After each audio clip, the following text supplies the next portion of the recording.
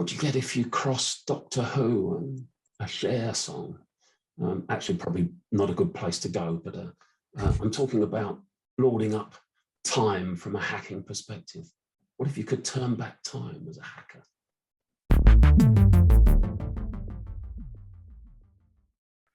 Well, I think I should start with this, being the person that gets accused of looking like Cher. So how can you turn back time? By hacking, David? This is intriguing.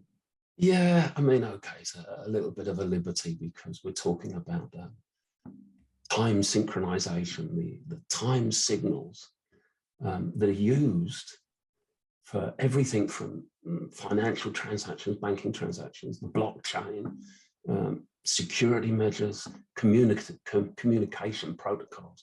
Everything uses time. It needs an accurate time signal to work. Now, the source of that time signal are atomic clocks around the world. Very, very accurate times. But getting that time to your clients, to the computers, to the servers, that's done using different distribution methods, such as the Network Time Protocol, NTP, GPS satellites, radio frequency signals. There's lots of different things that are used. A guy at Black Hat Europe last week did a presentation.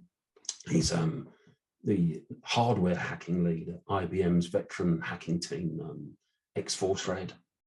And he did this presentation where he said, well, what if I was able to sit outside a building and manipulate time, hack into that time signal and change time? So he did. So what time is it now, David? Yeah, well, it's time to worry a little bit, I think, because this isn't new. We've known that time synchronization, these broadcasts aren't particularly safe for years, but we've never really done anything about it. The problem is that the time signal from the atomic clocks from those distribution channels is a one-way broadcast. It's just a transmission. It's not a validated transmission. There's nothing to say, well, this is actually coming from the atomic clock. This is the real thing.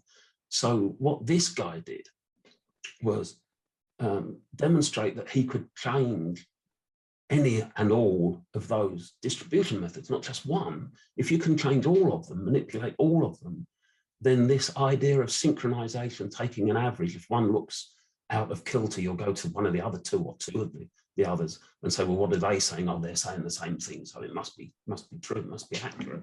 He could manipulate that. Now, look at that in terms of, say, something like banking, where the markets are hugely dependent on these accurate time signals, and it makes a huge difference financially. If some deal is done, 10 seconds, a minute late. In fact, a distributed denial of service attack on banking using this timing hacking would be awful.